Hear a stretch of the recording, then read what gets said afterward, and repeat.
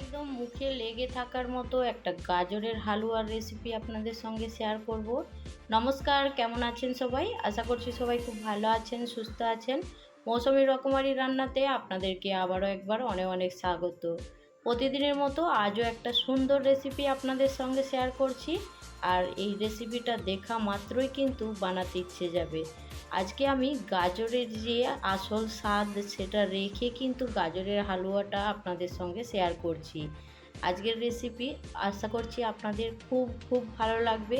আর যদি ভালো লাগে, আজকে প্রথম যারা আমার চ্যানেলে ভিজিট করছেন অবশ্যই কিন্তু আমার চ্যানেলটা সাবস্ক্রাইব করে আমার পাশে থাকার অনুরোধ রইল। দেখে কি মনে হচ্ছে বলুন তো? আর এটা মুখে দিলেই যেমন মনে হবে একদম অমৃত। সত্যি বলছি, অবশ্যই একবার এইভাবে বানিয়ে দেখুন। তো চলুন এবার গাজরের হালুয়া বানানো শুরু করছি। তার জন্য দেখুন আমি এখানে 1 কিলো পরিমাণে গাজর নিয়েছি।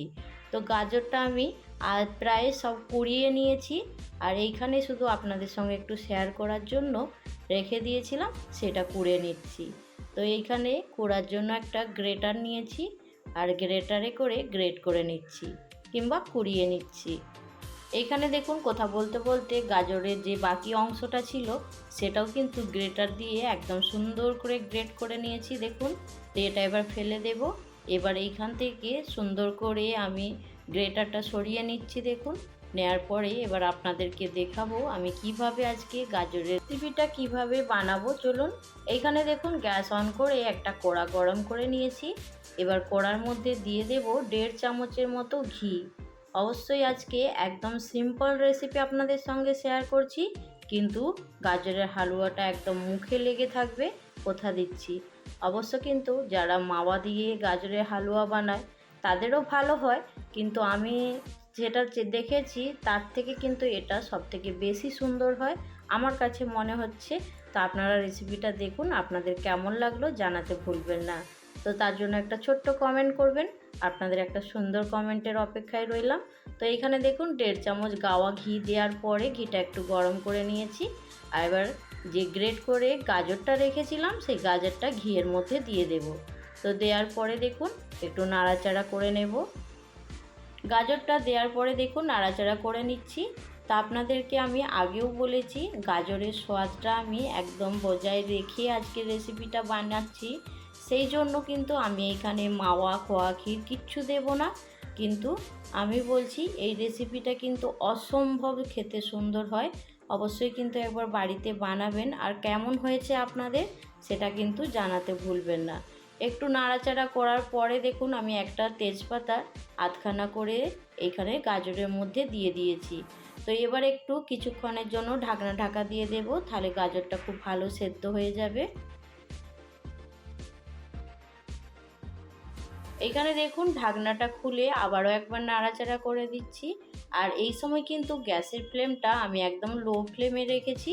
লো ফ্লেমে রাখার পরে ঢাকা দিয়ে কিছুক্ষণের জন্য রান্না করে নিতে হবে। মাঝে মাঝে একটু শুধু নাড়াচাড়া করে নিতে হবে গাজরটা যতক্ষণ না পর্যন্ত সেদ্ধ হয়। তো একদম দেখুন 1 চিমটে আমি এখানে দিয়েছি নুন, 1 চিমটে একদম। একটু নুনটা দিলে স্বাদটা কিন্তু খুব ভালো হয়। যদি না দিতে ইচ্ছে যায় তাহলে স্কিপ করে দেবেন। নুন দেওয়ার পরে দেখুন একটু ভালো করে নাড়াচাড়া করে নিচ্ছি। ঢাকনাটা খুলে এবার দেখে নেব গাজরটা কিন্তু সুন্দরভাবে সেদ্ধ হয়ে গেছে। তো এবার এর মধ্যে দিয়ে দেব পরিমাণ মতো চিনি। তো আমি এইখানে 1 কিলো গাজরের জন্য নিয়েছি 150 গ্রাম চিনি। তো আপনারা চিনির পরিমাণটা অবশ্যই কিন্তু কম বেশি করে দিতে পারেন। অনেকে মিষ্টি খেতে পছন্দ করে, অনেকে আবার মিষ্টি কম খেতে পছন্দ করে। তো আমি এইখানে আমার পরিমাণ হিসেবে আমি দিয়েছি 150 গ্রাম চিনি। তো চিনিটা দেওয়ার পরে দেখুন একটু নাড়াচাড়া করে নিচ্ছি। দেওয়ার পরে এবার ঢাকনাটা ঢাকা দিয়ে রেখে দেব।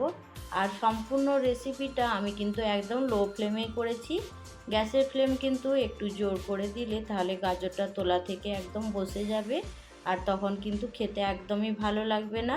আর এইখানে দেখুন চিনিটা একটু ঢাকা দিয়ে দিলেই খুব ভালোভাবে একদম গলে যাবে। তো এইখানে ঢাকনাটা দেখুন এবার খুলে দেখিয়ে দিচ্ছি, চিনিটা একদম গলে গেছে আর এইখানে একদম রসালো হয়ে গেছে, দেখতেই পাচ্ছেন। আবারও একটু সুন্দর করে নাড়াচাড়া করে নিচ্ছি। দেখুন গাজরের স্বাদটা বাড়ানোর জন্য আমি এইখানে দিয়ে দেব 4 চামচের মতো মিল্ক পাউডার, গুঁড়ো দুধ। তো এইখানে নিয়েছি আমি গুঁড়ো দুধ, সেটা আমি এর মধ্যে মিশিয়ে দিচ্ছি। তো এইখানে দেখুন গুঁড়ো দুধটা দেওয়ার পরে খুব ভালো করে একটু নাড়াচাড়া করে নেব, নাহলে এক জায়গায় জমাট বেঁধে যাবে। তো গ্যাসের ফ্লেমটা কম আছে, সেই জন্য কিন্তু খুব সহজেই মেশানো হয়ে যাবে।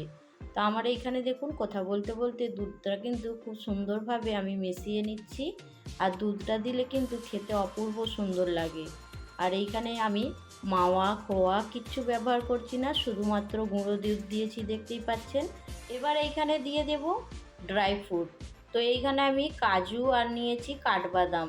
তো কাজু আর কাঠবাদামটা দেওয়ার পরে খুব ভালো করে মিশিয়ে নেব। আপনাদের বাড়িতে যদি অন্য কোনো ড্রাই ফ্রুট থাকে তা আপনারা অবশ্যই দিতে পারেন। আমি কাজু আর কাঠবাদাম নিয়েছি, সেটা খুব ভালো করে এখন মিশিয়ে নিচ্ছি। ড্রাই ফ্রুটটা দেখুন সুন্দর করে গাজরের সঙ্গে একদম মিশিয়ে নিয়েছি। আর মেশানোর পরে দেখুন কতটা সুন্দর লাগছে দেখতে। আর এইখানে আমি ফ্লেভারের জন্য দুটো এলাচ নিয়েছি আর গুঁড়ো করে নিয়েছি। এলাচটা গাজরের সঙ্গে খুব ভালো করে মিশিয়ে নিলাম। কিছু মেশানোর পরে গাজরের হালুয়া কিন্তু আমার প্রায় রেডি হয়ে গেছে। তো গ্যাসের ফ্লেম বন্ধ করার আগে দিয়ে দেব 1 চামচ গাওয়া ঘি।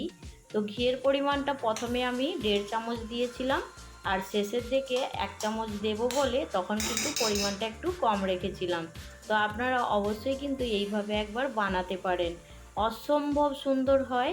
আর কেমন লাগলো বানানোর পরে সেটা কিন্তু জানাতে ভুলবেন না। আর এইখানে দেখুন ঘিটা খুব ভালো করে মিশিয়ে নেওয়ার পরে আমি গ্যাসের ফ্লেমটা বন্ধ করে দিয়েছি। দিয়ে এখন আমি 2 মিনিটের জন্য ঢাকনাটা ঢাকা দিয়ে দেব।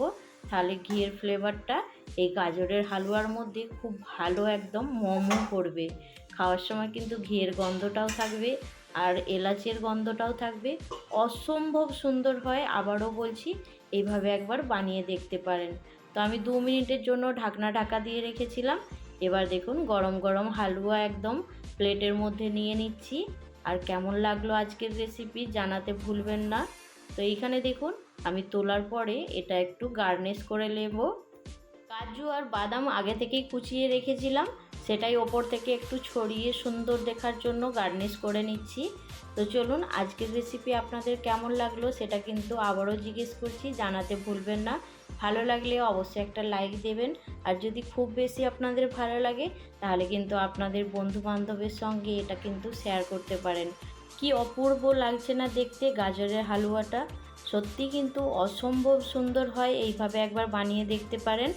আজকের রেসিপি এইখানেই শেষ করছি। পরবর্তী রেসিপি নিয়ে খুব তাড়াতাড়ি আরও একটা নতুন ভিডিওর সঙ্গে দেখা হবে। সবাই ভালো থাকবেন, সুস্থ থাকবেন, বাই।